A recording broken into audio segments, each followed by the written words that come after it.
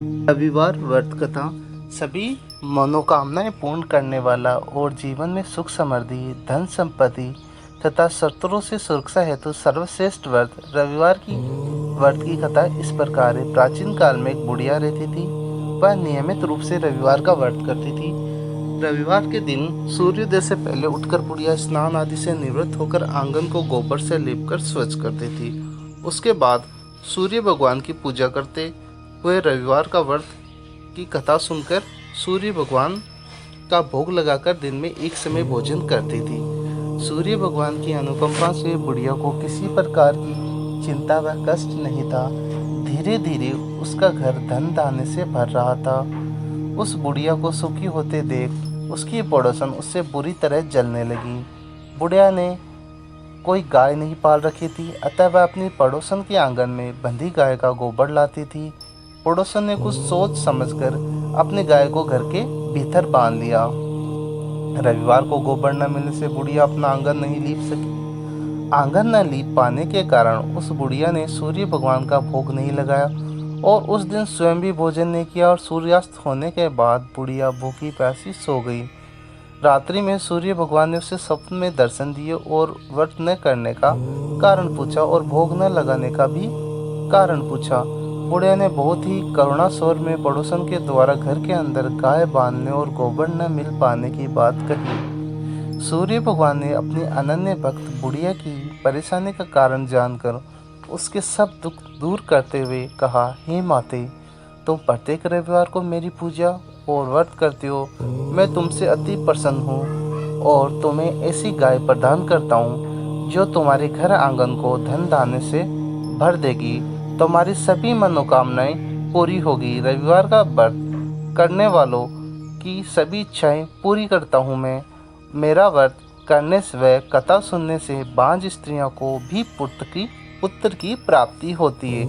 सपन में उस बुढ़िया को ऐसा वरदान देकर सूर्य भगवान अंतर्ध्यान हो गए। प्रातःकाल सूर्योदय से पूर्व उस बुढ़िया की आँख खोली। वह अपने घर के आंगन में सुंदर गाय और बछड़े को देखकर हैरान हो गई। गाय को आंगन में बांधकर उसने जल्दी से उसके चारे की व्यवस्था की। पड़ोसन ने उस बुढ़िया के घर के आंगन में सुंदर गाय और बछड़े को देखा तो और अधिक जलन हुई। तभी गाय ने सोने का गोबर किया। गोबर को देखते ही पड़ोसन की आंखें फटी की फटी रह गई। पड़ोसन ने उस बुढ़िया को आसपास न पाकर तुरंत उस गोबर को उठाया और अपने घर ले गई तथा अपनी गाय का गोबर वहां रखा है। सोने के गोबर से पड़ोसन कुछ ही दिनों में धनवान हो गए। गाय प्रतिदिन सूर्योदय से पूर्व सोने का गोबर किया करती थी और बुढ़िया के उठने से पहले पड़ोसन उस गोबर को उठाकर ले जाती थी। बहुत दिनों तक बुढ़िया को सोने के गोबर के बारे में कुछ नहीं पता चला। बुढ़िया पहले की तरह हर रविवार को भगवान सूर्य का व्रत करती थी, कथा सुनती थी।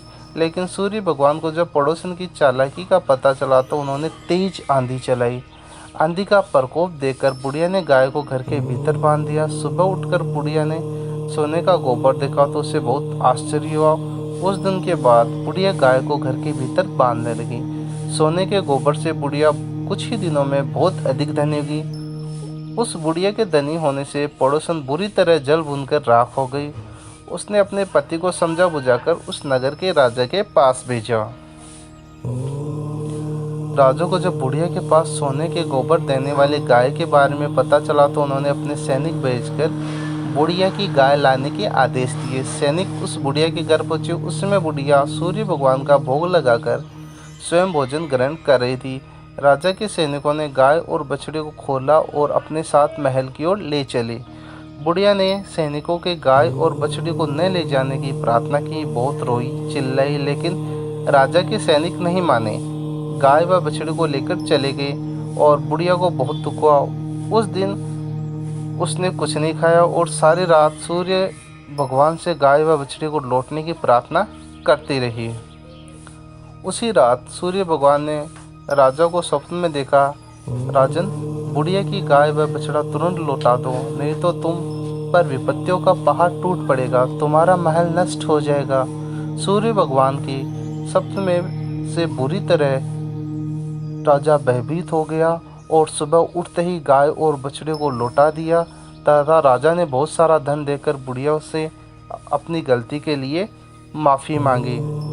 राजा ने पड़ोसन और उसके पति को उसकी दुष्टता के लिए दंड दिया और बुढ़िया की हर बात का आनंद हो गया।